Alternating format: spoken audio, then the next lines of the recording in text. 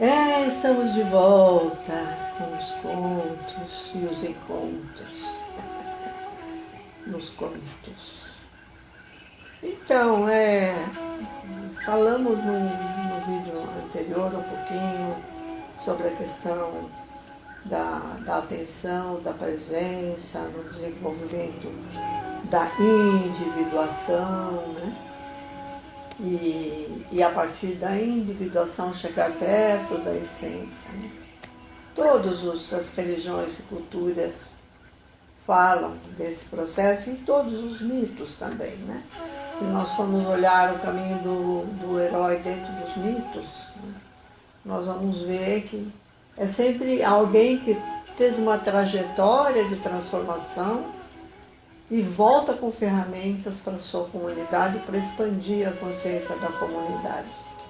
E esses são os iniciados, né? Então, nesse caminho da individuação, nós temos o buscador, curioso, né? O discípulo, que já encontrou um mestre e uma tradição para seguir, e aquele que percorreu o caminho e voltou transformado, que é o iniciado. São 3 níveis de iniciação. Tudo isso está dentro dos contos e tudo isso pressupõe encontros.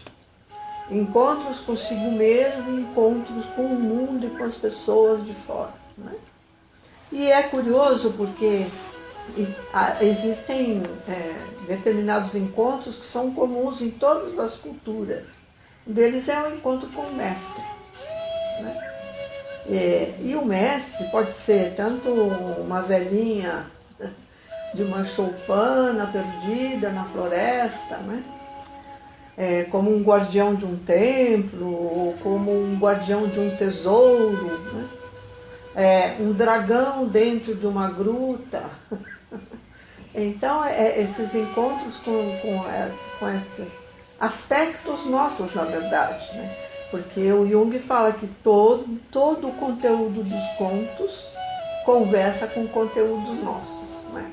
Então, dessa forma, os contos vão provendo esses encontros. Né?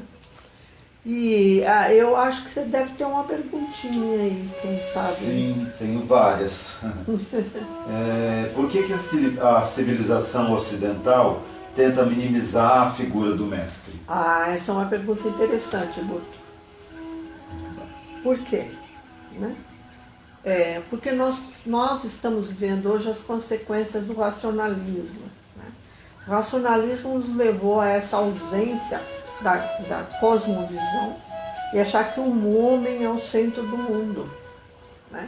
Então, por isso estamos vivendo aquilo que o Krenak fala, antropoceno, né? O homem como o umbigo do universo. Na verdade, não somos o umbigo do universo. Essa é uma ilusão da civilização ocidental, né? Justamente para poder criar essa necessidade de performance e de poder. Né?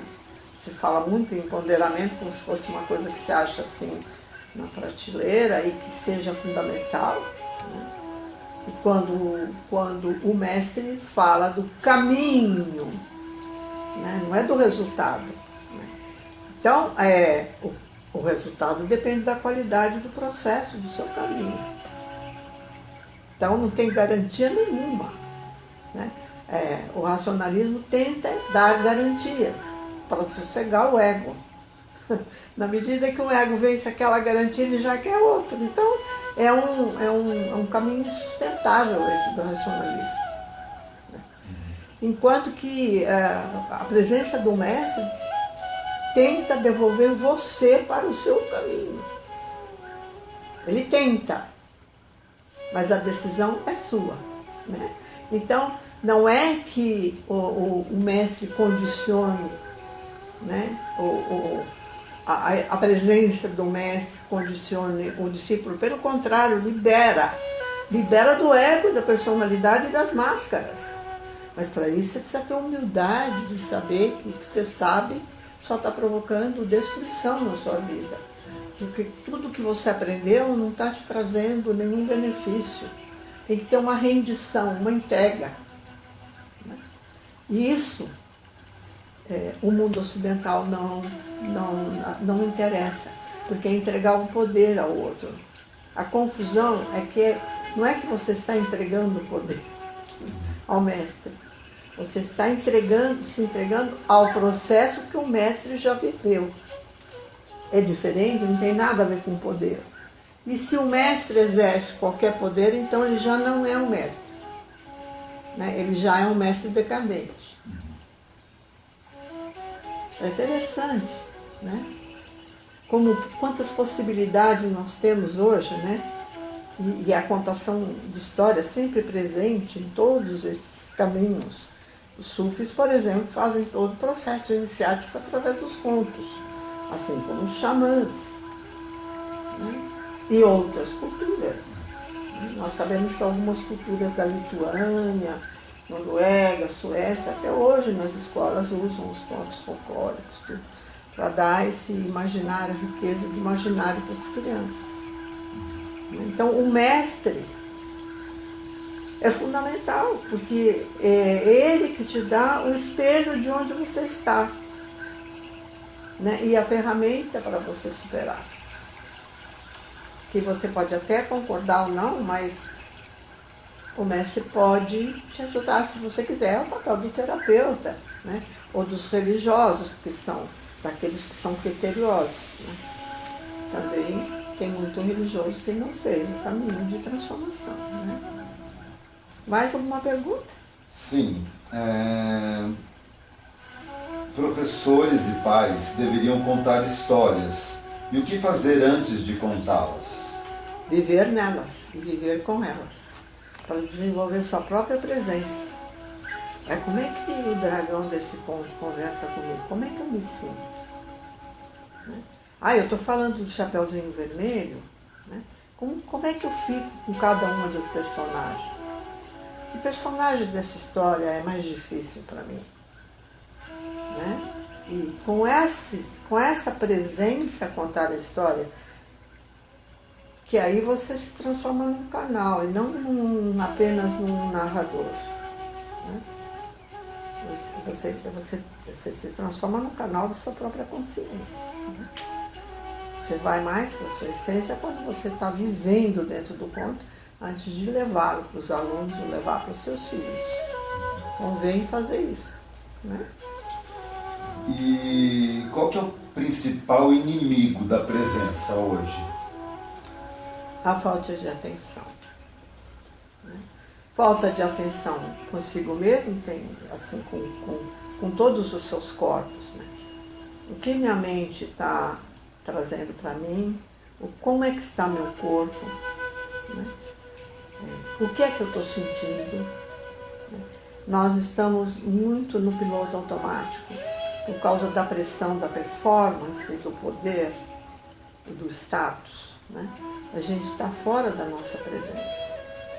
Então, a atenção é um espaço. Alguns mestres falam que nós temos que aprender a ficar em silêncio para poder deixar os pensamentos irem perdendo força. Né? Que é na medida em que você vai ficando em silêncio, seus pensamentos passam e vão embora, né? Não te dominam. Né? Outros falam que é preciso fazer exercícios de respiração. Né? Outros ensinam a cantar mantras. Né? E eu sei, por exemplo, que a Maria Fuchs, né, que trabalha com dança-terapia, ela fala de você dançar com você mesmo, com as várias partes de você. Então tem muitos processos de desenvolvimento da atenção hoje em dia para tentar tirar a gente do excesso de estímulos mecânicos para uma interiorização e, a partir da interiorização, observar a parte externa, a vida, as pessoas que vão se acercando, né? Em vez de fazer por que essa pessoa está aqui, para quê. Né? Então muda a tua postura em relação à realidade. Na verdade, o iniciado é isso. Né? Ele tem acesso a uma realidade superior. Que nós, com esse plano mental inferior que nós temos, ainda não estamos aprisionados no pensamento. Não conseguimos nem ligar sentimento com pensamento. Né? E aí todas as nossas atividades estão cheias de divisão. Do sexo à conversação está cheia de divisão. Porque nós não estamos inteiros, né, em tudo aquilo que fazemos. Então o grande convite, né, é usar a contação e os encontros dos contos para poder trabalhar essa questão. Eu tenho a impressão que a cultura ocidental, ela estruturalmente, ela já nos mantém apartados da essência. Parece que tudo é fragmentado, tudo é setorizado. Departamentalizado. Entendeu? Mas não é só ocidental, não, Guto. A oriental hoje também está assim. Tanto que você vê, por exemplo, os terroristas, né, essas coisas que acontecem no Oriente, é porque eles estão afastados da essência, né? Do que é o Islã, por exemplo, ou do que é o judaísmo autêntico, né? Ou do que é o cristianismo autêntico. Então, não é só no Ocidente, no Oriente também. Só que no Oriente tem uma tradição longa, que tem um caminho percorrido que a gente pode aprender alguma coisa com eles, assim que como os indígenas também, né? É só questão da gente se abrir para essas experiências e escutar como elas reverberam em nós, né? A tradição oral no Oriente, ela é quase uma devoção, né? E pra gente não, pra gente... É uma distração. Uma distração. O Ocidente parece folclorizar de um modo pejorativo a ideia do conto. Como se ele não fosse um agente transformador do indivíduo. Exatamente, mas faz isso com tudo, com o teatro, com o cinema, com a música. Então, aquela música pancadaria, ela está tirando você do significado, deixando você com o corpo adormecido, né? Então, tudo isso é uma coisa que nós temos que repensar, reorganizar e reprocessar, e se Deus permitir, com um bom mestre, né? Nem que seja um professor da esquina, que também pode ser um bom mestre, né? Porque a vida vai nos trazendo aquelas encontros que nós precisamos para nos encontrarmos. E assim nós terminamos esse vídeo, né? Eu tenho mais uma perguntinha rápida. Ainda cabe? Não cabe.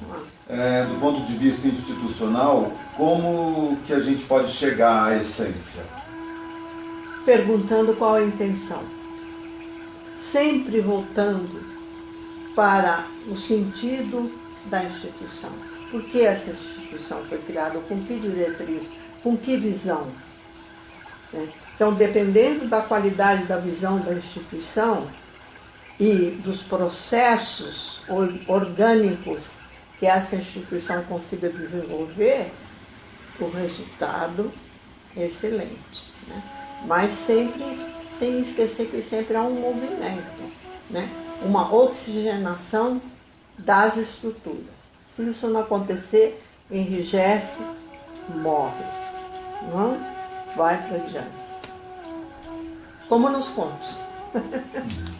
E por falar em conto, temos um conto agora? Não, vamos contar no próximo vídeo. É isso aí. Então, até a próxima. Exatamente.